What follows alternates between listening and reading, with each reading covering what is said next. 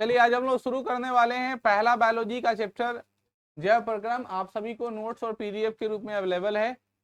आप लोग अपने नोट्स और पीडीएफ में पेंसिल और कंसंट्रेशन के साथ इसको पढ़ेंगे। आज जो हम लोग चैप्टर शुरू कर रहे हैं बायोलॉजी का, उसका क्या नाम है बच्चों? जैव प्रक्रम। जैव प्रक्रम को अंग्रेजी में कहते हैं लाइफ प्रोसेस। और सबसे पहले कोई भी काम करने से पहले उस कंडीशन का नाम हम आपको दे रहे हैं। ये जो आपकी बैच है, वो बैच का एकमात्र उद्देश्य है कि आप अपने बोर्ड के जो एग्जाम होंगे उसमें मैक्सिमम आप रिजल्ट ला सकें। कितना अधिक से अधिक रिजल्ट ला सके उसके लिए आपने क्या फेयर किया उसकी कोई आवश्यकता नहीं है, आपने क्या पहले से गेन किया उसकी कोई आवश्यकता नहीं है। अब जो करना है वो आपके लिए परफेक्ट है। बात समझ में आई? तो यहाँ से आपकी सब्जेक्टिव भी होने वाली है, ऑब्जेक्टिव भी होने वाली है। जो रिलेटेड टॉपिक है उस सारे चीजों को हम लोग कर रहे हैं। ठीक है, अब आपको क्या काम करना है कि जो मैं आपको पढ़ा रहा हूँ उस पढ़ाने वाले चीजों को आपको क्या करना है? याद कर जाना है। क्या कर जाना है? याद कर जाना है। तो उठाओ ना उसको। अब इसको क्या करेंगे? याद कर देंगे। अब इसको क्या इस कंडीशन में रखेंगे, इसको याद करेंगे। अब याद करने में क्या होगा तो सुनेंगे ध्यान से। सबसे पहले क्या करना है आप लोग को कि हम जो पढ़ा रहे हैं समझा रहे हैं उसको आप कैसे करोगे। तो सबसे पहला क्वेश्चन आता है, सबसे पहले टॉपिक आती है, उसका नाम क्या है? जैव प्रक्रम। क्वेश्चन आपसे ये पूछा कि जैव प्रक्रम किसे कहते हैं। मैंने आपको पहले ही पढ़ा रखा है कि जीवधारियों के शरीर में होने वाली वे सभी प्रक्रियाएं जिनके कारण उनके शरीर का क्या होता है? अनुरक्षण होता है, जैव विकास होता है, उसे हम लोग क्या कहते हैं? जैव प्रक्रम कहते हैं। याद है सबको? यहाँ पे भी लिखता है वे सभी प्रक्रम सम्मिलित रूप से अनुरक्षण का कार्य करते हैं, उसे क्या कहते हैं? जैव प्रक्रम कहते हैं। अभी जैव प्रक्रम में कौन कौन होता है? पोषण होता है, श्वसन होता है, परिवहन होता है। क्या जनन हो सकता है? नहीं, जनन हो सकता है लेकिन उत्सर्जन होगा। अब जनन क्यों नहीं होता है बच्चों? जनन का अर्थ ये होता है कि सभी जीवों में जनन हो ये जरूरी नहीं है। जनन का मतलब होता है अपने जैसा संतान की उत्पत्ति करना। तो सब जीव अपने जैसा संतान पैदा करे, बच्चा दे, इसका कोई जरूरत नहीं है। इसीलिए जनन को हम लोग क्या किए हैं? जैव प्रक्रम से अलग हटा दिए हैं। ये जरूरी नहीं कि सभी जीव जैव प्रक्रम करें। क्लियर है? तो जैव प्रक्रम क्या होता है बच्चों? जीवधारियों के शरीर में होने वाली वे सभी प्रक्रियाएं जिनके कारण उनका अनुरक्षण होता है और अस्तित्व कायम रहता है, उसे क्या कहते हैं? फिर से बोलेंगे, जीवधारियों के शरीर में होने वाले वे सभी प्रक्रियाएं जिनके कारण उनका अनुरक्षण होता है और उनका अस्तित्व कायम रहता है, उसे क्या कहते हैं? गुड। अब जब हम लोग बात करते हैं जैव प्रक्रम में, तो जैव प्रक्रम में सबसे पहला टॉपिक आप लोग को दिखाई दे रहा होगा, क्या है? पोषण। तो व्हाट डू मीन पोषण? पोषण से क्या समझते हो? जैसे वो आप लोग समझो, आप लोग सजीव हो, क्या हो ना सजीव। कुछ कुछ तो इसमें निर्जीव लगता है कि कितना समझाने के बाद भी उस पर कोई फर्क नहीं पड़ता है, तो निर्जीव से भी वो डर रहा है। लेकिन मान लेते हैं सजीव है, ठीक है ना, हाथ हाथ पांव चल रहा है तो होगा सजीव। तो तुम लोग सजीव हो। सजीव क्या क्या करता है? तो बचपन में आप लोग पढ़े हो, सजीव सांस लेता है, सजीव खाता है, नहीं सजीव खाना को पचाता है, सजीव एक जगह से दूसरे जगह जाता है, सजीव में वृद्धि होता है कि नहीं? अब ये सब कैसे हो रहा है? ठीक है ना, ये क्यों हो रहा है? इन सभी चीजों को करने के लिए एक चीज की आवश्यकता होती है, उसका नाम है ऊर्जा। क्या नाम है? अंग्रेजी में बोलते हैं एनर्जी। ठीक है, जैसे तुम देख रहे हो कि हम बहुत गला फाड़ फाड़ के बोल रहे हैं, इसका मतलब मेरे अंदर भी ऊर्जा है। ठीक है ना, लेकिन मान लो तबीयत खराब हो जाए, ऊर्जा की कमी हो जाए, ठीक है ना, एनर्जी लॉस हो गए हो, और उस टाइम अगर हम पढ़ाने आए तो हम म्यों म्यों बोलते हैं, धीरे धीरे बोलते हैं। इसका क्या अर्थ है? कि हमारे शरीर से ऊर्जा, तो जब आपके शरीर में ऊर्जा खत्म हो जाता है तब आप क्या करते हैं? जब आपके शरीर के अंदर, ठीक है, जब आपके शरीर के अंदर ऊर्जा खत्म हो जाती है तो आप लोग क्या करते हो? खाना खाते हो, यानी भोजन करते हो। समझ में आ रही बात? तो भोजन जब करते हो तो फिर आपके अंदर क्या जाता है? ऊर्जा आ जाता है, एनर्जी आ जाती है और आप काम करना शुरू करते हो। समझना तो यही है। पोषण क्या है? पोषण वह विधि है जिसके द्वारा कोई भी जीवधारी भोजन ग्रहण वह प्रक्रिया जिसके द्वारा कोई भी जीवधारी अपने शरीर के अंदर भोजन को ग्रहण करता है उसे क्या कहते हैं? पोषण कहते हैं। सुनाई दे रहा है? पोषण वह जटिल जैविक रासायनिक अभिक्रिया है जिसके द्वारा कोई भी जीवधारी भोजन ग्रहण करता है। सुनाई दे रहा है? पोषण किसे कहते हैं? पोषण वह जटिल जैविक रासायनिक अभिक्रिया है जिसके द्वारा कोई भी जीवधारी भोजन ग्रहण, क्या बोलेंगे बच्चों? पोषण वह जटिल जैविक रासायनिक अभिक्रिया है जिसके द्वारा कोई भी जीवधारू भोजन ग्रहण, पोषण वह जटिल जैविक रासायनिक अभिक्रिया है जिसके द्वारा कोई भी जीवधारी भोजन ग्रहण। आगे समझ में? तो दो टॉपिक हम लोगों ने पढ़ा कि पोषण क्या है, तो जवाब में हम लोगों ने दिया कि पोषण वह जटिल जैविक रासायनिक अभिक्रिया है जिसके द्वारा कोई भी जीवधारी भोजन। अगर कोई आदमी वन लाइनर पूछता है, कोई आदमी प्यार से पूछता है कि वो पोषण का मतलब क्या होता है, तो वन शॉर्ट में देंगे आंसर, जे प्रक्रिया से भोजन ग्रहण करते हैं ओकरा पोषण कहते हैं, या खाना खाए के पोषण कहते हैं। समझने की बात यही है। खाना खाने को क्या कहते हैं? अब एग्जाम में गए तुमको नहीं याद है तो तुम अपने से बना के लिखोगे कि नहीं जो जीव खाना खाता है उसे पोषण कहते हैं, तो बहुत गलती नहीं है, बहुत गलती नहीं है, एक सटीकता के साथ आंसर है, क्योंकि वहां पे लिखा रहता है विद्यार्थी अपने शब्दों में उत्तर दें। तो मेरा शब्द यही कहता है खाना खाने का, तो अपने शब्दों में लिख दिए खाना खाने को पोषण कहते हैं। समझ में आ गई? तो हमारे पास जितने सारे जीव हैं, बहुत सारा जीव जो दिखाई दे रहा है, जैसे तुम लोग का आंख मुना गुजुर गुजुर गुजुर माथा सब दिखाई दे रहा है, तो देख 1 2 3 4 5 6 7 1 करोड़ गिन लिए, ठीक है ना। लेकिन अगर यहाँ पे बहुत सारा ऐसा चीज है जो दिखाई नहीं दे रहा है, तो कुछ जीव ऐसे हैं जो दृश्य हैं और कुछ जीव ऐसे हैं जो अदृश्य हैं। अदृश्य का मतलब हमारे नंगी आंखों से दिखाई नहीं। यहाँ बहुत सारा जीव इधर उधर घूम रहा है, हम कह रहे हैं कहाँ कहने कहने कहने ताक रहे हैं, लेकिन यहाँ बहुत सारा जीव इधर उधर तैर रहा है, तो तुमको दिखाई, लेकिन वो जीव है, सजीव है, तो भोजन तो ग्रहण करता होगा, यानी वो पोषण तो करता होगा। तो दृश्य वाला तो कर ही रहा है, ठीक है ना। तुम दृश्य हो तो हमको दिखाई देता है, ठीक है कि, और लड़की लोग नहीं, लड़की लोग तो अदृश्य भोजन करती है। लड़की लोग को जब भी खाने के लिए बोलोगे तो सबके सामने नहीं करेगी, ना हम नहीं खाएंगे, बाद में खाएंगे, उस साइड में जाएगी और मौका लेकर के दनादन, क्योंकि खाना होता है ज्यादा, कहना होता है 2 रोटी, इसलिए साइड में जाके ज्यादा खाएगी, है कि नहीं। लेकिन अमीबा को देखो, अमीबा खुद गायब है, अदृश्य है, हमारी नंगी आंखों से नहीं दिखाई दे। तो जो अदृश्य है, जो दिखाई नहीं दे रहा, उसे हम लोग कहते हैं एक कोशिकीय जीव। कौन कोशिकीय? जो जीव एक कोशिका से मिलकर बना है उसे क्या कहते हैं? एक कोशिकीय जीव कहते हैं। और जो बहुत सारे कोशिकाओं से मिलकर बना है उसे बहुकोशिकीय जीव। I am right? एक कोशिकीय जीव के अंदर कौन आता है? अमीबा आता है, पैरामीशियम आता है, यूग्लिना आता है, हाइड्रा, बहुत सारे जीव हैं। जब हम लोग बात करते हैं बहुकोशिकीय जीव का, तो बहुकोशिकीय जीव में आदमी आता है, कुत्ता आता है, बिल्ली आता है, नहीं पेड़ पौधे आ सकते हैं, बहुत सारा जीव है, ठीक है, घोड़ा है। तुम लोग भी बहुकोशिकीय हो, आदमी तो हो नहीं, तुम लोग का एक अलग प्रजाति है, ठीक है ना, ज्यादा नहीं सोचो, मतलब विद्यार्थी की प्रजाति है, ठीक है, तुम लोग की एक अलग प्रजाति, लेकिन तुम सब भी क्या हो? बहुकोशिकीय ही हो। तो तुम लोग भोजन जो कर रहे हो वो दिखाई दे रहा है, लेकिन अमीबा जो भोजन कर रहा है वो दिखाई नहीं दे रहा है, वो भी अदृश्य चीज को खाता है, वो खुद अदृश्य है तो अदृश्य को गायब कर रहा है। अमीबा का भोजन क्या होता है? छोटे छोटे डाइटम। क्या होता है? इतना छोटा छोटा डाइटम है कि उसको हम लोग देखबे नहीं करते हैं, ओकरे नजर आ रहा है और वो खुद ले रहा है, किसके मदद से? कूटपाद की मदद। किसके मदद से? तो हम लोग अभी जो टॉपिक कर रहे हैं कि ये हम लोग किसको कहते हैं? पोषण। तो पोषण को हमने समझा, अब हम लोग पढ़ेंगे पोषण की विधि। क्या पढ़ेंगे? वह पोषण की मुख्यतः 2 तरह की विधि होती है। एक विधि को बोलते हैं स्वपोषी या स्वपोषण, और दूसरे को बोलते हैं पारपोषी या पारपोषण। क्लियर बच्चों? क्या बोले? हाँ, हम ध्यानपूर्वक समझेंगे कि स्वपोषी पोषण क्या होती है। स्वपोषी को अंग्रेजी बोलते हैं ऑटो, AUTO, ऑटोट्रॉफ्स। आप लोग वर्ड बहुत सुने होंगे, ऑटोमेटिक। ऑटोमेटिक का मतलब क्या होता है? खुद से। ऑटो का मतलब क्या? अपने आप।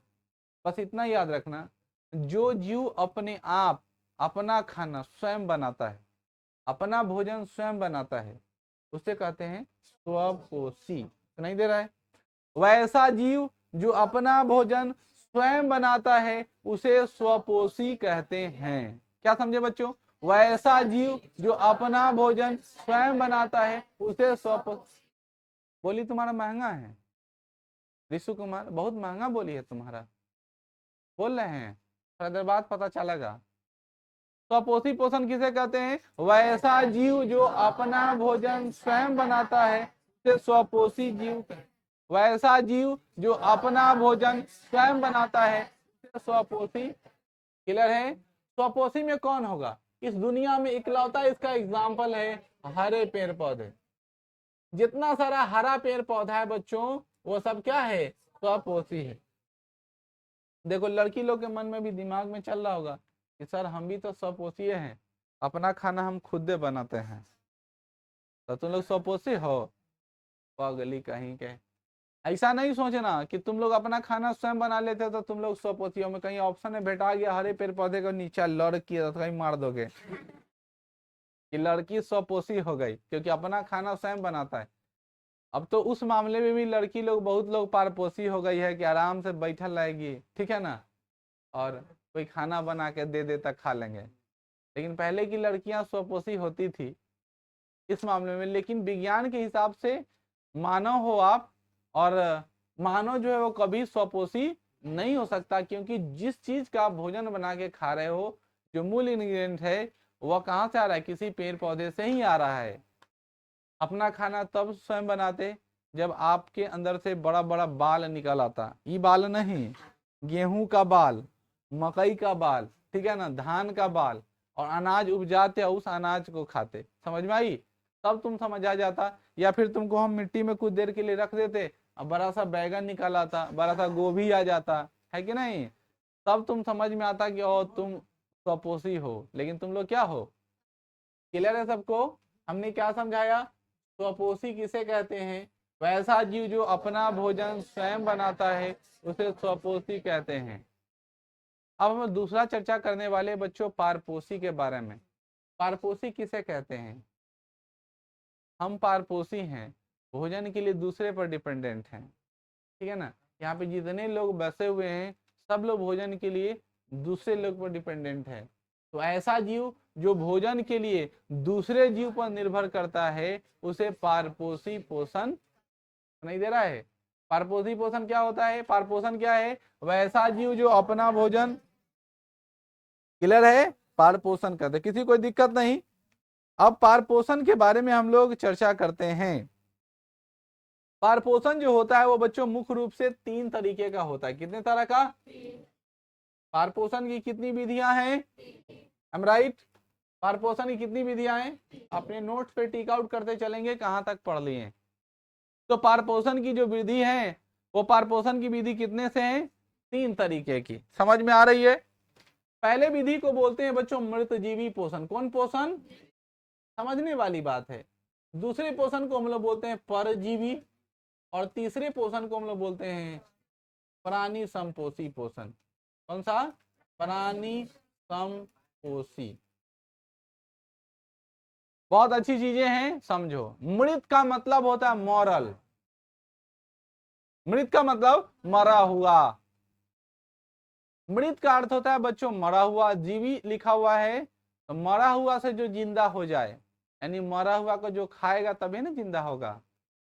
तो ऐसा जीव जो अपना भोजन, अपना पोषण मृत शरीर से, मरे हुए मृत शरीर से, पेड़ पौधे से, किसी जीव से, ठीक है ना, मरे हुए शरीर से अपना भोजन प्राप्त करता है उसे कहते हैं मृतजीवी पोषण। सुनाई दे रहा हमारी बात? फिर से हम रिपीट करते हैं।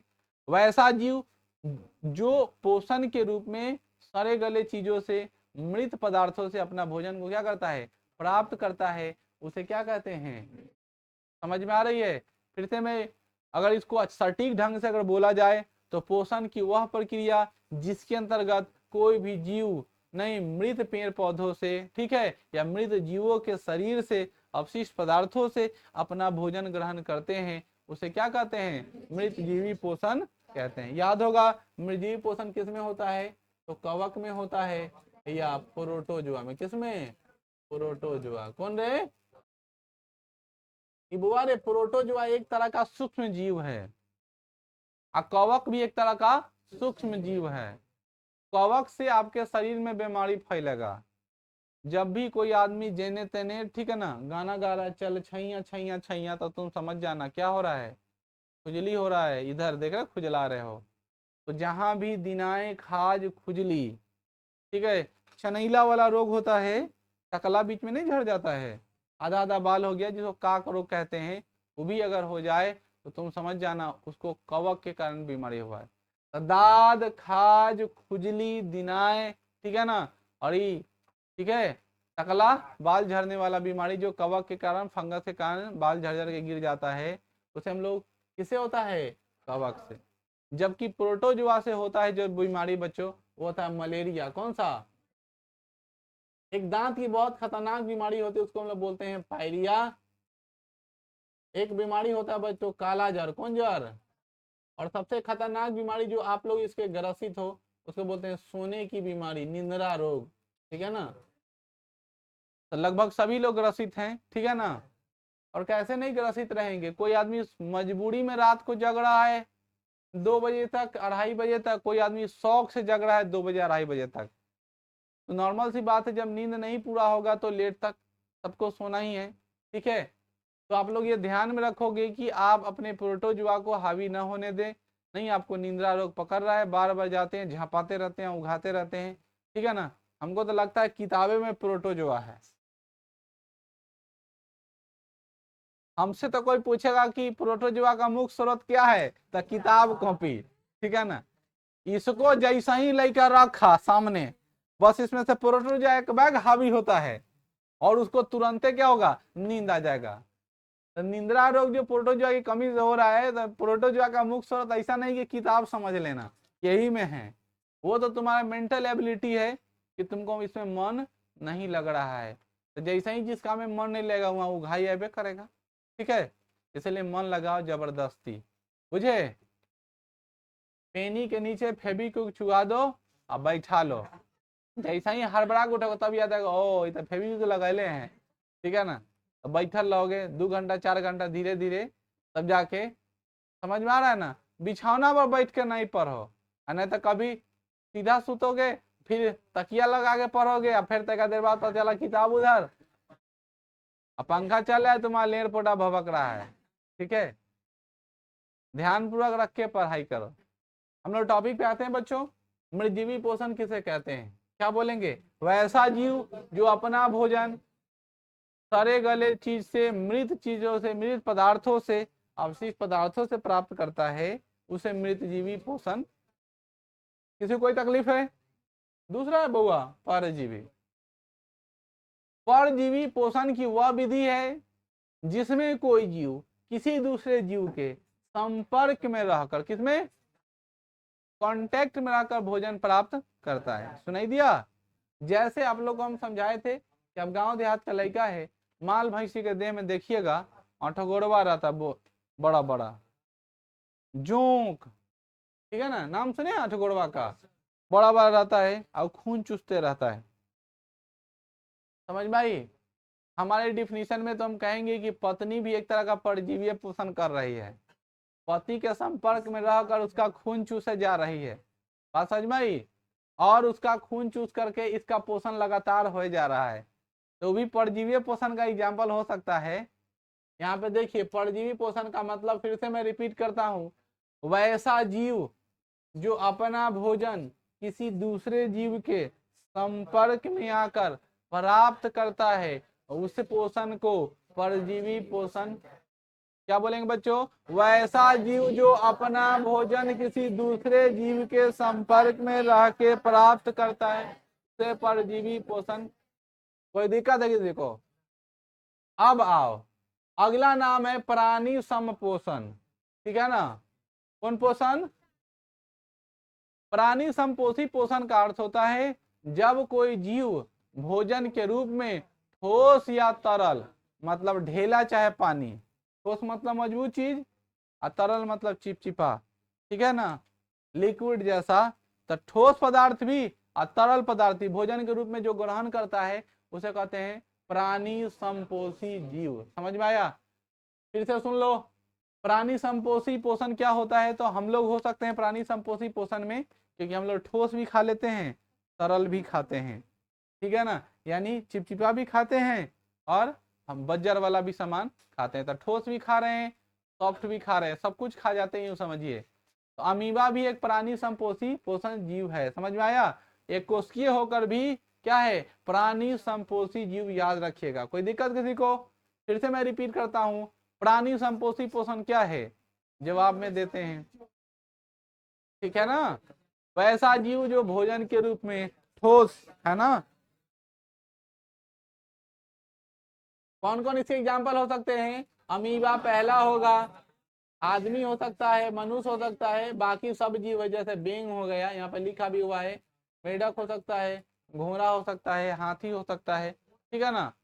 बाकी तो तुम लोग हो ही आधा, इसमें से गधा भी हो सकता है, ठीक है ना। बोलो बच्चों, समझ में आई? तो फिर से मैं रिपीट करता हूं, अभी तक आप लोगों ने क्या पढ़ा? पढ़ाइए, जय प्रक्रम किसे कहते हैं? जीवधारियों के शरीर में होने वाली वे सभी प्रक्रियाएं जिनके कारण उनका अस्तित्व कायम होता है उसे जय प्रक्रम कहते हैं। दूसरा हम लोगों ने पढ़ा, पोषण किसे कहते हैं? पोषण वह जटिल जैविक प्रक्रिया है जिसके द्वारा कोई भी जीवधारी भोजन ग्रहण करता है। पोषण के प्रकार, पोषण दो प्रकार के होते हैं, स्वपोषी पोषण, परपोषी पोषण। स्वपोषी पोषण किसे कहते हैं? वैसा जीव जो अपना भोजन स्वयं बनाता है उसे स्वपोषी कहते हैं। केवल हरे पेड़ पौधे इसके एग्जाम्पल हैं। परपोषी पोषण किसे कहते हैं? वैसा जीव जो भोजन के लिए किसी दूसरे पर निर्भर रहता है उसे परपोषी पोषण कहते हैं। हरे पेड़ पौधों को छोड़कर सब। समझ में आ रहा है ना? परपोषण की कितनी विधियां हैं? 3 विधियां, मृतजीवी, परजीवी, प्राणी संपोषित। मृतजीवी में क्या होता है? वैसा जीव जो मरे शरीर से, मरे हुए शरीरों से अपना भोजन ग्रहण करते हैं। परजीवी में एक दूसरे के संपर्क में आकर भोजन करते हैं। और प्राणी संपोषी में जब कोई जीव ठोस या तरल पदार्थ के रूप में भोजन को ग्रहण करता है उसे क्या कहते हैं? प्राणी संपोषी पोषण। राइट? टॉपिक समझ में आ गई? चलिए अब आगे बढ़ते हैं। अगला बहुत खूंखार टॉपिक है बच्चों, जिसका नाम है प्रकाश संश्लेषण। इसको समझने वाली बात है, प्रकाश संश्लेषण होता क्या है। यहां से क्वेश्चन भर भर के क्वेश्चन पूछेंगे बच्चों, ऑब्जेक्टिव में भी और सब्जेक्टिव में भी। प्रकाश संश्लेषण को अंग्रेजी में कहते हैं फोटोसिंथेसिस। प्रकाश संश्लेषण वह प्रक्रिया है जिस प्रक्रिया में हरे पेड़ पौधे अपना खाना बनाते हैं। ठीक है, आप सबको पता है खाना बनाने के लिए कुछ विधित सामग्री की आवश्यकता होती है। जब भी हम लोग कोई भोजन तैयार करते हैं, ठीक है, जैसे मान लो चिकन बिरयानी बनाने चले या मटन बिरयानी बनाने चले, चावल की आवश्यकता होगी, मटन की आवश्यकता होगी और छोटे छोटे मसालों की आवश्यकता होगी कि नहीं होगी। तो इसको हम लोग, अच्छा प्याज भी चाहिए, ठीक है, इन सभी चीजों की आवश्यकता होगी तब जाके तुम्हारा मटन बिरयानी बनेगा। तुम कल्पना करो सामान्य नहीं है, मटन बिरयानी बनाया था हवा में, तो मटन बिरयानी बनेगा नहीं। उसी तरह पेड़ पौधे भी अपना खाना बनाते हैं, तो खाना बनाने के लिए कुछ आवश्यक सामग्री होगी, ठीक है ना। आखिर प्रकाश संश्लेषण की प्रक्रिया के द्वारा पेड़ पौधे खाना बनाते हैं, तो उस प्रक्रिया में जो सामग्री की आवश्यकता होगी वो तो चाहिए ही चाहिए। उस सामग्री को बोलते हैं बच्चों हम लोग कच्ची सामग्री, या अंग्रेजी में बोलते हैं रॉ मटेरियल। कौन मटेरियल? तो आपसे क्वेश्चन पूछेगा कि प्रकाश संश्लेषण की प्रक्रिया में, प्रकाश संश्लेषण की प्रक्रिया करने में पेड़ पौधे कौन कौन सी कच्ची सामग्री का उपयोग करते हैं और कहां से प्राप्त करते हैं। जैसे आप लोग तो मार्केट चले जाइएगा, अब वहां से सब सामान ले आइएगा, तो क्या पेड़ पौधे भी झोला लेके मार्केट जाता होगा और वहां से खरीद के ले आता होगा? तो उसके लिए मार्केट इन्वायरमेंट है, उसके लिए मार्केट क्या है? उठा लेना है बस, ठीक है। प्रकाश संश्लेषण की प्रक्रिया में आवश्यक कच्ची सामग्री में सबसे पहला कच्ची सामग्री है जिसका नाम है बच्चों सूर्य का प्रकाश, सनलाइट। तो ये कहां से मिलेगा लाइट? सूर्य से मिलेगा। तो याद रखेंगे सूर्य का प्रकाश कहां से मिलता है? सूर्य से मिलता है। दूसरा जो है, दूसरा जो हम लोग को क्या चाहिए? क्लोरोफिल चाहिए। क्या चाहिए? जिसको आम भाषा में पर्णहरित भी कहते हैं। तो क्लोरोफिल कहाँ मिलेगा? पत्तियों में मिलेगा। वो तो उसी में रहता है, जिसके कारण पेड़ के पत्तियों का रंग हरा होता है, उसे क्या बोलते हैं? क्लोरोफिल बोलते हैं। तीसरा क्या चाहिए बउआ, जल चाहिए, और क्या चाहिए, खनिज लवण चाहिए। ये कहाँ से मिलेगा, मिट्टी से मिलेगा। कहाँ से मिलेगा, पानी कहाँ से मिलेगा पेड़ पौधे को, मिट्टी से मिलेगा। कहाँ से मिलेगा, मिट्टी से मिलेगा। आगे क्या चाहिए होता है, कार्बन डाइऑक्साइड। ये कहाँ से मिलेगा, वायुमंडल। हमको लगता है अब खाना बन जाएगा। अब कार्बन डाइऑक्साइड मिलेगा, जल एवं खनिज लवण मिलेगा, क्लोरोफिल मिलेगा, सूर्य का प्रकाश मिलेगा। इंग्रेडिएंट पूरा फुलफिल है, ठीक है ना। सूर्य के प्रकाश की उपस्थिति में वो रासायनिक अभिक्रिया करेगा और खाना बनाएगा। जैसे ही खाना बनाएगा बउआ, तो उस भोजन का नाम होगा ग्लूकोज। क्या नाम होगा, या दूसरा नाम उसका क्या होगा, मंड, या क्या नाम होगा, स्टार्च, या इसका फार्मूला क्या होगा, C6H12O6, या दूसरा नाम क्या हो सकता है, कार्बोहाइड्रेट। क्या नाम हो सकता है, सब एक के नाम है, ठीक है ना, सब एक के नाम। सुनाई दे रहा है। अब सवाल समझने की तो समझ में आ गया। अब एग्जाम में क्वेश्चन पूछेगा प्रकाश संश्लेषण क्या है, तो कुछ नहीं कहना, झट से एगो तितलिया पेड़ बना देना, है ना, एगो सूरज बना देना, और ऐसे ऐसे रे बना देना है। किरण आ गया तुमको दिखाए, यहाँ पर लिख देना सूर्य, यहाँ पर लिख देना सूर्य का प्रकाश, यहाँ में लिख देना क्लोरोफिल, एलंग से कार्बन डाइऑक्साइड ले रहा है, नीचे से जड़ ले लिया, इसे पानी, यहाँ लिख देना H2O जल, खनिज लवण ऊपर चढ़ रहा है। सब दिखाई दिया। अब लिखेंगे वह प्रक्रिया जिस प्रक्रिया में पेड़ पौधे वायुमंडल से कार्बन डाइऑक्साइड, सूर्य से सूर्य का प्रकाश, मिट्टी से खनिज लवण एवं जल, पत्तियों में उपस्थित क्लोरोफिल के साथ प्रकाश रासायनिक अभिक्रिया करते हैं और भोजन के रूप में कार्बोहाइड्रेट बनाते हैं, या ग्लूकोज बनाते हैं, या मंड बनाते हैं, या स्टार्च बनाते हैं। उस प्रक्रिया को प्रकाश संश्लेषण कहते हैं। बहुत अच्छे से लिख दीजिएगा, बहुत अच्छे से समझ में आ गई। आपको बस बात बनाना, इसी को जो लिखे हो ना इसको सल्टा देना बढ़िया से, ज्यादा रटना नहीं है। प्रकाश संश्लेषण प्रक्रिया क्या है, वह प्रक्रिया जिसके अंतर्गत कोई भी पेड़ पौधे वायुमंडल से कार्बन डाइऑक्साइड, सूर्य से सूर्य का प्रकाश, समझ में आ रही है, उसके बाद मिट्टी से खनिज लवण एवं जल और पत्तियों में उपस्थित पर्णनित या क्लोरोफिल नहीं, प्रकाश रासायनिक अभिक्रिया करके भोजन के रूप में कार्बोहाइड्रेट या ग्लूकोज का निर्माण करती है। उस प्रक्रिया को, क्लियर है, प्रकाश संश्लेषण क्रिया में ऑक्सीजन गैस मुक्त होता है, ऑक्सीजन गैस निकलता है। कह सकते हैं पेड़ पौधा ऑक्सीजन पा देता है, ठीक है ना, कोई दिक्कत। पेड़ पौधे जो है वो ऑक्सीजन को क्या करता है, रिलीज कर देता है, निकाल देता है, याद रखेंगे। तो आपसे सवाल पूछेगा कि प्रकाश संश्लेषण का कौन सा गैस उत्पाद है, तो क्या बोलोगे, ऑक्सीजन रिलीज होता है। जरूरत कौन चीज है, कार्बन डाइऑक्साइड, निकलता कौन है। तो यहाँ पे हमने क्लियर कर लिया प्रकाश संश्लेषण की। अब बात करते हैं प्रकाश संश्लेषण की रासायनिक अभिक्रिया, किसकी बच्चों, एग्जाम में बहुत बार पूछ चुका है प्रकाश संश्लेषण की रासायनिक अभिक्रिया। तो सबसे पहले कार्बन डाइऑक्साइड होगा और जल होगा, यही ना आपस में अभिक्रिया कर रहा है। क्या होगा, सूर्य का प्रकाश तो चाहिए ही, तो सूर्य का प्रकाश ऊपर रख दिए। दूसरा क्या चाहिए होता है, क्लोरोफिल चाहिए। हमने जो पढ़ाया वही लिखाया। क्या क्या चाहिए, सूर्य का प्रकाश तो तीर के ऊपर रखा गया। क्या क्या चाहिए, क्लोरोफिल कहाँ रखा गया, ऊपर। अब तुमको जल चाहिए, तो जल का फार्मूला H2O। क्या चाहिए, कार्बन डाइऑक्साइड। ये दोनों आपस में जुड़ा, सूर्य का प्रकाश जुड़ा, क्लोरोफिल जुड़ा, तो बनाएगा क्या बच्चों, ग्लूकोज बनाएगा C6H12O6, और थोड़ा पानी छोड़ देगा, और फिर क्या फेंकता है, अभी तो बोले ऑक्सीजन फेंकता है। इतना जब तुम याद रख, देखो याद करने का बहुत आसान तरीका है। एग्जाम में जाओगे 2 नंबर वाले क्वेश्चन में पूछ देगा, बउआ प्रकाश संश्लेषण के लिए, किसके लिए, प्रकाश संश्लेषण के लिए रासायनिक समीकरण लिखो। तुम होशियार हो और नवीन सर का विद्यार्थी हो, याद ये रखोगे कि कार्बन डाइऑक्साइड और जल आपस में अभिक्रिया करता है। तीर के ऊपर चुआ दिए सूर्य का प्रकाश और क्लोरोफिल, कथी देना है, ग्लूकोज देना। ग्लूकोज का फार्मूला याद है, सही का पानी रहेगा, ऑक्सीजन पा देगा, याद हो गया। अब बस इसी को सरिया देना है। ये तो हो गया रिएक्शन, लेकिन अब इसको बैलेंस करना है। क्या करना है, मतलब संतुलित करना है। तो संतुलित तो केमिस्ट्री में सिखाए हैं, कैसे संतुलित करेंगे, गिनेंगे। इन्हें कार्बन कैगो, एक के गो नहीं रे अनरा, क्या गो है एगो, एने क्या गो है 6 गो, तो इसको तो 6 बनाना पड़ेगा तब ना 6 कार्बन होगा। अब 6 कार्बन हुआ तो ऑक्सीजन हो गया 6 दूना 12 एगो 13 गो, क्या गो। अब यहाँ देखो ऑक्सीजन कितना हुआ 6 गो, यहाँ 6 गो 2 गो 8 गो, ऑक्सीजन कितना है 8 गो, यानी है क्या गो 13 गो।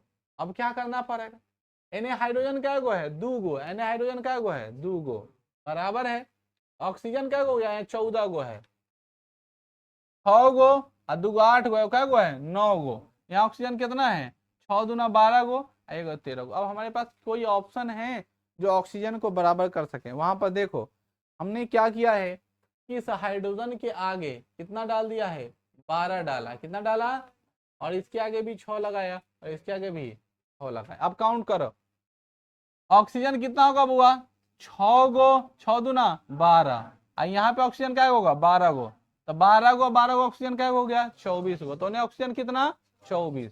इधर काउंट करो 6 गो यहाँ और 6 गो यहाँ, कितना हुआ 12 गो और 6 दूना 12, तो 12 12 ऑक्सीजन कितना हो गया बराबर हुआ।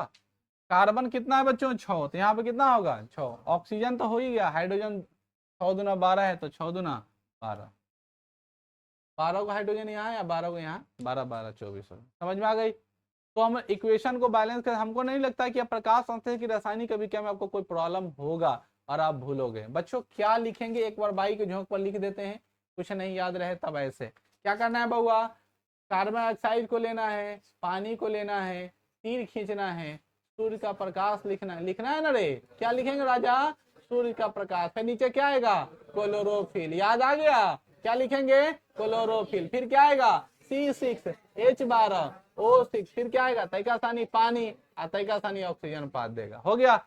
यहाँ पे हमने कितना लिखे थे, यहाँ पर कितना लिखे थे, यहाँ पर कितना लिखे थे, यहाँ पर क्यों किए समझ में आ गया, बस हो गया। प्रकाश याद हो गया, किसको किसको याद हो गया हाथ उठाओ, सबको याद हुआ ना।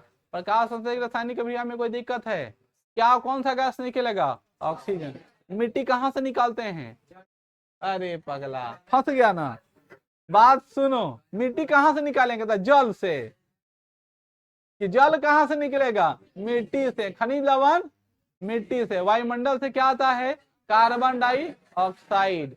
पत्तियों का रंग हरा क्यों होता है, क्लोरोफिल में कौन सा तत्व पाया जाता है, क्लोरोफिल में कौन सा तत्व पाया जाता है मैग्नीशियम, क्या पाया जाता है क्लोरोफिल में कौन सा तत्व पाया जाता है, कौन सा तत्व मैग्नीशियम। किसी कोई दिक्कत, तो यहाँ पे एक क्वेश्चन बना के रखा है कि प्रकाश संश्लेषण के लिए आवश्यक पदार्थ कौन से होते हैं, तो पहला का नाम है पर्णहरित या क्लोरोफिल जो मैंने पढ़ाया, कार्बन डाइऑक्साइड, जल और खनिज, और फिर क्या है सूर्य का प्रकाश। किसी कोई दिक्कत, चलिए पहला पार्ट हम लोग कर चुके हैं कंप्लीट पेड़ पौधे से रिलेटेड। अब हम लोग पढ़ेंगे ह्यूमैनिटी यानी मानवता के बारे में, जिसे आम भाषा में हम लोग उपापचय क्रिया कहते हैं।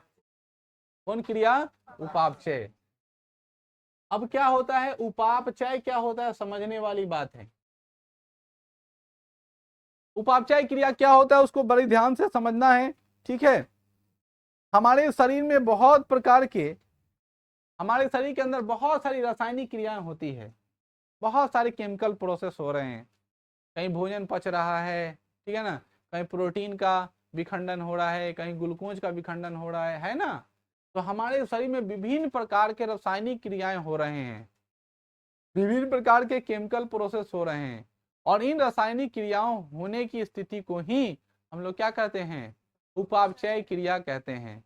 दिमाग सबका सही जगह पे है, अच्छे से काम कर रहा है, यहीं पे कॉन्सेंट्रेट रहो, ठीक है ना, समझ रहे हो ना। फिर आज इसको हम पढ़ा दे रहे हैं, घर जाके एक बार रट्टा मार लेना, और इस पेज को ईमानदारी पूर्वक फेंकना मत, इसको अच्छे से संभाल के रखना कि बायोलॉजी का सीरीज चल रहा है, तो बायोलॉजी की इस तरह की लगातार सब्जेक्टिव ऑब्जेक्टिव नोट्स आपको मिलते रहेंगे, समझ गए ना। उसको अच्छे ढंग से संभाल करके याद करना, जो बाकी होमवर्क बाहर करे वो लगातार करते रहना, क्लियर है।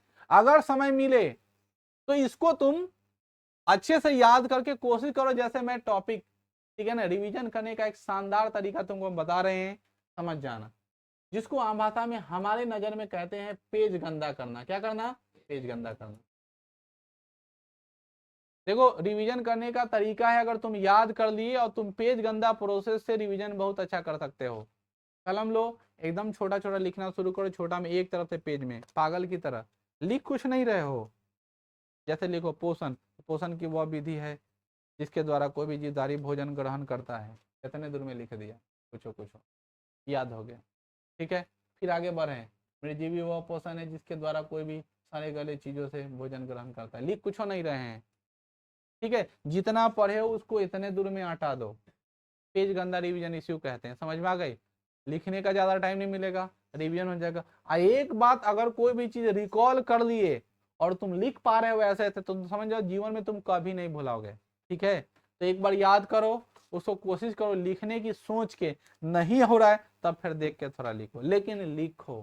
समझ में आ गई ना। जितना ज्यादा लिखोगे राइटिंग में सुधार आएगी और याद भी हो जाएगा, रिवीजन भी हो जाएगा। होमवर्क ज्यादा है, अपने आप को ज्यादा टाइम दो। ठीक है ना, इधर उधर घूमने से ज्यादा कोई फायदा नहीं है। एग्जाम का समय है, जब तुम्हारा सीरीज बहुत पहले शुरू हो गया है तो तुम इस सीरीज का फायदा उठाओ। मैं बार बार कहता हूँ कि हर साल मैं नया अपडेट लाता हूँ पढ़ने पढ़ाने का। उस अपडेट में तुम लोग हो, हमको विश्वास है जिस प्रोसेस से हम शुरू किए हैं, अगर वो प्रोसेस टिल नाउ चलता रहा और तुम लोग ऐसे किए, इस बार इस बैच का एक भी लड़का का रिजल्ट खराब नहीं होगा। बात समझ में आई। बशर्ते तुमको मेहनत करना हो, खराब नहीं बल्कि एक अमूमन आज तक इतिहास में ऐसा कुछ नहीं हुआ वैसा रिजल्ट आएगा। ठीक है ना, बात समझ में आई। बाकी अपने यहाँ का इतिहास है 462। ठीक है ना, तो हम कह रहे हैं इसको तोड़ करके आगे जाना है इस बैरियर को, इसलिए तुमको बहुत सीरियस वे में मेहनत करना है। 462 समझ रहे हो ना, 500 में से 462 ले आके बैठा हुआ है, इसको तोड़ के तुमको आगे जाना, लक्ष्य तुम्हारा यही है। ठीक है ना, खूब पागल की तरह पढ़ो, जितना ज्यादा एक्सेसिव हो सके उतना ज्यादा पढ़ो। हाँ, जिस तरह हम अपनी पूरी कोशिश कर रहे हैं उतने तुम भी लगातार कोशिश करो कि जो सारे जो इंग्रेडिएंट्स दिए गए हैं वह एक तरह का माल खुआ तुमको निकाल के दिया जा रहा है। किताब पढ़ने की बहुत ज्यादा आवश्यकता नहीं है, इतना से ही काम चल जाएगा। बहुत लोगों के पास फेयर कंप्लीटेड नहीं है, न जाने क्या क्या प्रॉब्लम, अब इसकी कोई जरूरत नहीं, ये आपके पास है काफी है। जिनको एक्स्ट्रा करना है ये भी कर ले, एक्स्ट्रा भी कर ले, कोई किताब रखें तो भी पढ़ ले, पहले ये हो जाए उसके बाद उसका करें, लेकिन करें अपना टाइम पीरियड मेंटेन कर रखें। समझ में आई, समय ज्यादा बर्बाद ना करें। जो लगा हुआ है बाहर वो लगाओ, और यहाँ जो लगा हुआ है वो ये करो। ये क्लास की बात है, वो बाहर की बात। अगर नहीं हो पाता है तो छुट्टी के बाद 1 घंटा बाहर रुक जाओ, अपने सहपाठी के साथ करके फिर जाओ घर, कोई इशू नहीं। क्लियर, काम की बात हम लोग करते हैं। उपापचय क्रिया क्या होता है, समझ में आई। उपापचय क्रिया क्या होता है, हमारे शरीर में बहुत सारी रासायनिक क्रियाएं होती है, और जितने सारे रासायनिक क्रियाएं होती है उन सभी रासायनिक क्रियाओं को ही क्या कहते हैं बच्चों, उपापचय कहते हैं। क्या हो सकता है, भोजन का पचना रासायनिक अभिक्रिया है। भोजन का पचना क्या है, रासायनिक अभिक्रिया है। और उष्माक्षेपी रासायनिक अभिक्रिया भी कहते हैं, वियोजन अभिक्रिया भी उसको कहते हैं। तो ऑप्शन में देखिएगा दिया क्या है, हमारे शरीर के अंदर भोजन पचना उष्माक्षेपी भी है, वियोजन अभिक्रिया भी है और रासायनिक अभिक्रिया भी है। तो ऑप्शन में क्या देता है वो देखो। दूसरा, श्वसन एक उष्माक्षेपी रासायनिक अभिक्रिया है। श्वसन क्या है, उष्माक्षेपी रासायनिक अभिक्रिया है। जब केमिस्ट्री पढ़ाएंगे तो वहां पे एक टॉपिक आता है उष्माक्षेपी रासायनिक अभिक्रिया क्या होता है। जवाब में देते हैं वह रासायनिक अभिक्रिया जिसमें उत्पाद के निर्माण के साथ साथ ऊर्जा भी निकलती है या ऊष्मा भी निकलती है, उस रासायनिक अभिक्रिया को क्या कहते हैं, उष्माक्षेपी रासायनिक अभिक्रिया कहते हैं। क्या जवाब देंगे, वह रासायनिक अभिक्रिया जिस रासायनिक अभिक्रिया में जब क्या है उत्पाद के निर्माण के साथ साथ उष्मा या ऊर्जा निकलती है उसे क्या कहते हैं, उष्माक्षेपी रासायनिक अभिक्रिया कहते हैं। तो श्वसन क्या है, उष्माक्षेपी रासायनिक अभिक्रिया है। क्लियर, हमारी टॉपिक थी उपापचय, और उपापचय क्रियाओं के बाद हमारा सबसे पहला आता है एक कोशिकीय जीव में पोषण, जिसका नाम क्या है, अमीबा। हमने बताया, सवाल पूछता है अमीबा क्या है। अमीबा एक सरल प्राणी संपोषी एक कोशिकीय जीव है। अमीबा क्या है, सरल प्राणी संपोषी एक कोशिकीय। कोई दिक्कत किसी को, अमीबा का मुख्य भोजन क्या है, अमीबा का मुख्य भोजन छोटे छोटे डायटम है। अमीबा अपना भोजन कैसे ग्रहण करता है, उत्पादों की मदद से करता है। खिस्सा कहानी याद है तो लोग को, पहले से पढ़े हो समझे हो तभी ज्यादा समझ में आ रहा हो, जो पहले से कुछ नहीं पढ़ा है उसको थोड़ा थोड़ा समझ में आ रहा होगा, वो आज जाके एक बेर और पढ़ेगा तो हो सकता है उसकी अंडरस्टैंडिंग ज्यादा बढ़ जाए।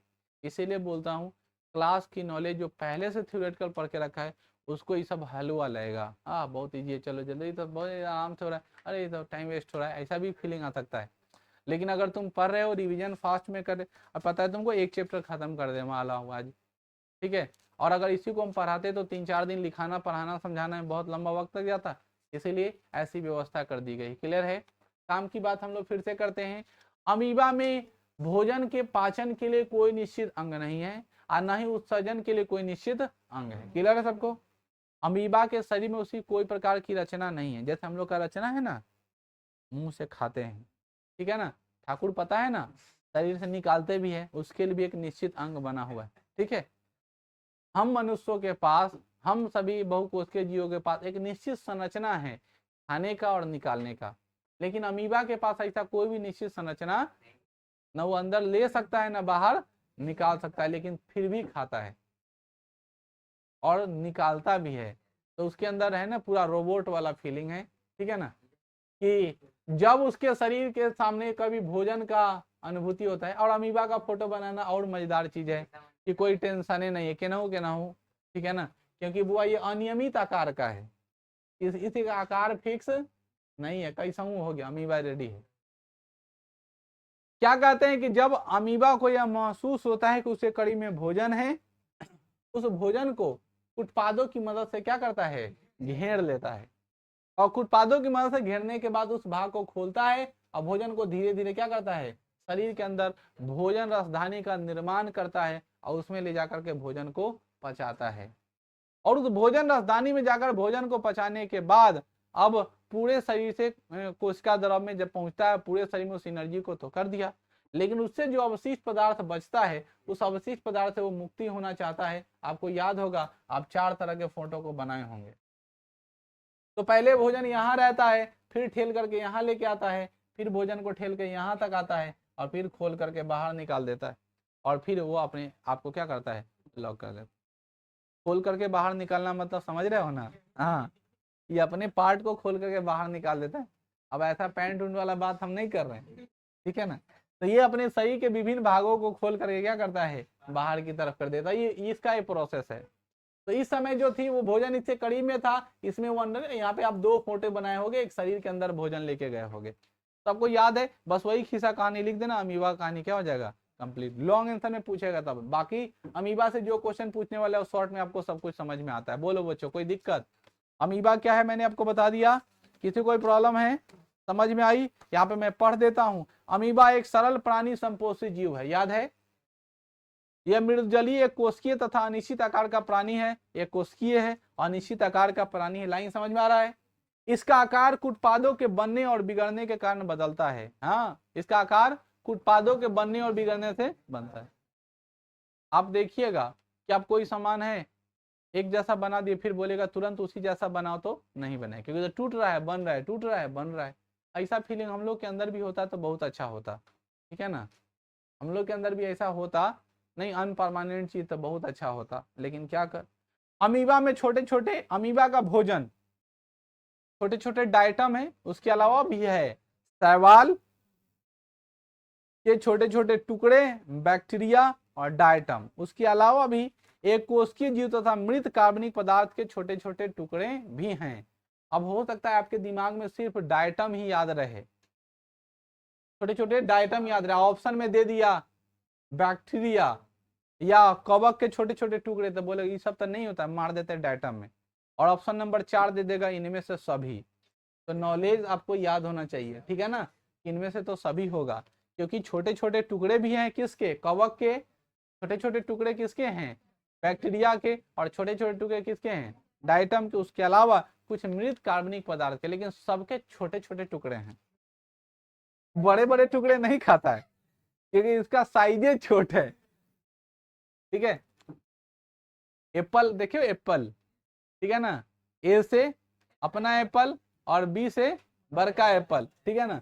तो जब तुमको बड़का एप्पल मिलता है तो तुम क्या करते हो, एक के बार में तो पूरा घुसाते नहीं हो, उसको छोटे छोटे टुकड़े करके खाते हो। तो अमीबा का भी हाल वही है, छोटे छोटे टुकड़े करके खा रहा है। क्लियर है। तो छोटे छोटे टुकड़े किसके हैं, शैवाल के। छोटे छोटे टुकड़े किसके हैं, बैक्टीरिया के। और छोटे छोटे टुकड़े किसके हैं, डाइटम के। और कुछ मृत कार्बनिक पदार्थ के भी छोटे छोटे रुक रहे हैं, कोई दिक्कत? आगे बढ़ते हैं। अमीबा में कौन कौन सा प्रोसेस होता है? तो पहला होता है अंतर्ग्रहण। पहला स्टेप क्या है बच्चों? माने अंदर घुसाना। अंतर्ग्रहण मतलब ग्रहण करना, भोजन को उत्पाद की मदद से भोजन अंदर ग्रहण करेगा। तब दूसरा बार में क्या होगा? पाचन होगा, खाना पचाएगा। आप लोग देखते होगा सांप उप को, सांप है ना, मेढक को लेता सीधे निगल जाता है। और कभी कल ऐसा ना हो जाए कि निगल तो जाता है ना, तो अब इतना ना बड़ा हो गया कि ना निगलने जा रहा है ना अंदर जा रहा है, वो फंस जाता है। कोई कोई वो करता है, कोई कोई बेंगुओ करता है। चाहे चूहा कोई बड़ा पकड़ लिया, अब उसे ना निगला से जा रहा है ना छोड़िए रहा है, तो स्थिति में क्या होती है? उस स्थिति में उसको बहुत परेशानी हो जाती है। कभी कल आपके साथ भी होगा, मुंह में कभी सतुआ रख लीजिए। आप लोग तो जन्मों नहीं करते होंगे सतुआ क्या होता है। जानते हैं सतुआ क्या होता है? सतुआ खाला कितना दिन हो गया? बहुत दिन हो गया, खाते भी नहीं हो गए। पहले के आदमी का यही भोजन होता था। हम लोग हाथ में सतुआ लिए और मुंह में रख लिए, और मुंह में रख ऐसे मतलब फूका फूकल करते थे सतुआ से। और अगर मुंह में तुम सतुआ रख लिए तो न कल्ला इन्ने चलेगा न कल्ला इन्ने चलेगा, जब तक कि उसमें लेर से मिला के वो गीला ना हो जाए। ठीक है ना, लेर ही से ही वो गीला होता है। उसमें लेर मिलेगा, धीरे धीरे गीला होगा, लेर मिलेगा गीला होगा, लेर मिलेगा गीला होगा, लार मिले मिले मिले, जब पूरा सतुआ सना जाएगा तो क्या हो जाएगा? तुम्हारा चौ चलना शुरू होगा, नहीं तो तुम फंस गए। अब पूरा गला सूखने लगा तो जल्दी से तुम बाहर से क्या लोगे? पानी लोगे, ना तो कोई उपाय नहीं। समझ में आई? तो ये क्या होता है? लार को सुखा देता है। बात समझ में आई? लार जो होता है वो सुखा दे। देखो सारा जो ये स्राव की बात आती है ना, हार्मोन का सेक्रेशन, लार सेक्रेशन, ये सब जो है ना ब्रेन से होता है। जैसे मैं आपको बता दूं बच्चों, गाय माल मवेशी को जानते हो? माल मवेशी के अंदर या स्तन से दूध आना, थन से दूध आना लैक्टोज हार्मोन के कारण होता है। और वो लैक्टोज हार्मोन कौन सुराव करता है? ब्रेन। देखना गाय को जब तुम दूहने जाओगे तो गांव देहात में है ना पिन्हाना उसको बोलते हैं। गाय के पानी मार के ऐसे ऊपर नीचे बहुत देर करेगा, तो ये गाय दूध नहीं देता है, नहीं ना देता है। तो नहीं देता है तो क्या करता है? उसका बछवा को ले आते हैं, और जैसे ही बछवा को ले आते हैं, बस माँ जो है अपने बच्चे में प्रेम में पागल हो जाती है। उसका दिमाग क्या करता है? हार्मोन दे देता है। कौन हार्मोन छोड़ देता है? Lactose hormone. जैसे ही लैक्टोज हार्मोन छोड़ेगा तो क्या हो जाएगा? दूध निकलने लगा, तुम झटाझट दूध क्या करोगे? निकाल लोगे। शहर में और गांव में ये अंतर होता है। यादव जी आप समझ रहे हैं ना? अब गांव का आदमी तो जो है वो थोड़ा दयालु होता है। गांव का आदमी क्या करेगा? बच्चा को पिया देगा पहले भी, आप बाद में भी एक आध को छोड़ देता है कि बच्चा पिए, तो बच्चा पी रहा है। लेकिन शहरी आदमी सब ऐसे नहीं करता, पहले कोशिश करेगा बच्चा मर ही जाए तो कोई बात नहीं है। और उसके अंदर जबरदस्ती आप लोगों को पढ़ाए भी हैं कि माल मवेशियों को गैर कानूनी ढंग से जबरदस्ती दूध निकालने का एक इंजेक्शन आता है, एक दवा आती है। उस दवा को बोलते हैं ऑक्सीटोसिन हार्मोन की दवा, है ना। ऑक्सीटोसिन हार्मोन उसको गांठ देगा। अब तरीके दिन में पूरा लैक्टोज हार्मोन रिलीज करा के थन में लिया देगा। अब बोलेगा दूध, अब छटपट छटपट करेगा, निकाल लो दूध, निकाल लो दूध, निकाल लो। आदित्य सोच रहा है कहीं हमको दे दिया था। ठीक है, वो इंजेक्शन अगर आदित्य को दे दिया गया तो क्या होगा? ठीक है। लैक्टोज हार्मोन याद रखना कि पशुओं में जबरदस्ती गैर कानूनी ढंग से दूध निकालने के लिए किस हार्मोन का इस्तेमाल करते हैं? ऑक्सीटोसिन हार्मोन को। या यूं समझो महिलाओं में भी दूध प्रेरित करने के लिए, दूध निकालने के लिए किस हार्मोन होता है? Oxytocin hormone. ठीक है ना, ऑक्सीटोसिन हार्मोन से दूध रिलीज होता है। और लैक्टोज हार्मोन ब्रेन से सेक्रेट होता है ताकि वो ऑक्सीटोसिन हार्मोन को क्या कर सके? रिलीज कर सके। जिस महिला के पास ऑक्सीटोसिन हार्मोन नहीं होता है उस महिला का बच्चे को बर्थ के बाद भी क्या नहीं हो पाता है बच्चों? दूध नहीं हो पाता है। तो फिर उस तरह को केमिकल उसको देते हैं, कुछ दवा खिलाते हैं या कुछ जड़ी बूटी का सहारा लेते हैं, और फिर उनको दूध उतरना शुरू हो जाता है। समझ में आ रही है हमारी बात? चलिए, तो आप समझ रहे हो पाचन होगा। तीसरा क्या होगा बच्चों? बहिष्करण। क्या होगा? इसका मतलब क्या होता है? बहिष्करण का अर्थ होता है बाहर की तरफ निकालना, जिसको आप उत्सर्जन भी कह सकते हो। तो पहले खाना लिया, आप पचाया, आप फिर बाहर की तरफ क्या करेगा? निकाल देगा। कोई दिक्कत नहीं, ये तीनों स्टेप के साथ प्रक्रिया क्या हो जाती है? पूर्ण हो जाती है। अमीबा में भोजन अंतर्ग्रहण के लिए मुख जैसा कोई निश्चित स्थान नहीं, बल्कि यह शरीर के सतह के किसी भी स्थान से हो सकता है। तो कहिए बता दिए हैं न खाने का ठीक है और न निकालने का ठीक है, उसका कोई निश्चित स्थान नहीं है। ठीक है, आपको मैं ये भी बता दूं, अमीबा में जब भोजन बिल्कुल समीप होता है तब अमीबा भोजन के चारों कुटपादों का निर्माण करता है। कुटपाद तेजी से बढ़ते हैं, भोजन को पूरी तरह घेर लेते हैं। धीरे धीरे कुटपादों में सिरे तथा पार्श्व आपस में जुड़ जाते हैं। इस तरह भोजन राजधानी का निर्माण हो जाता है और भोजन के साथ जल होता है। भोजन का पाचन राजधानी में ही एंजाइमों के द्वारा भोजन के द्वारा निकले हुए भाग के अस्थायी छिद्र में निर्माण होता है, जो अपचा भोजन क्या हो जाता है, बाहर की ओर। सारा कहानी आपको याद है, स्टेप बाय स्टेप आप अच्छे से सजा दीजिएगा, कोई दिक्कत नहीं। अमीबा के पाचन से रिलेटेड कोई भी सवाल पूछेगा तो कोई दिक्कत नहीं होगा। अमीबा से रिलेटेड ऑब्जेक्टिव और सब्जेक्टिव कुछ पूछेगा, बना दीजिएगा। क्या क्या समझना, अमीबा एक सरल प्राणी संपोषी जीव है, एक कोशिकीय जीव है, अनियमित आकार का प्राणी है। बात बढ़िया से बना के लिखना। इंट्रोडक्शन हो गया, अमीबा में पोषण कोशिश करना, अंतर्ग्रहण लिखने का, पाचन लिखने का और बहिष्करण लिखने के, तीनों स्टेप को समझा दोगे। उसके बाद अमीबा का मुख्य भोजन क्या है, छोटे छोटे बैक्टीरिया, छोटे छोटे शैवाल, छोटे छोटे डायटम और छोटे छोटे कौन सा, मृत जीवों के कार्बनिक पदार्थ। समझ में आ गया, बस ये छोटे छोटे भाइयों के बड़े भैया करा दीजिएगा, आपका अमीबा का भोजन क्या हो जाएगा, कंप्लीट हो जाए। किसी कोई तकलीफ है, सबको समझ में आ गए बच्चों, बहुत अच्छे। अब हम लोग पढ़ने वाले हैं मनुष्य के बारे में। किसके बारे में, तो आज की कहानी यहीं पे हम लोग समाप्त करते हैं। ये मनुष्य वाला टॉपिक हम लोग कल पढ़ेंगे। आपका एक पेज हमने पढ़ा दिया, आपकी काम है कि आपको इसको याद करके आ जाना है। ओके बच्चों, थैंक यू।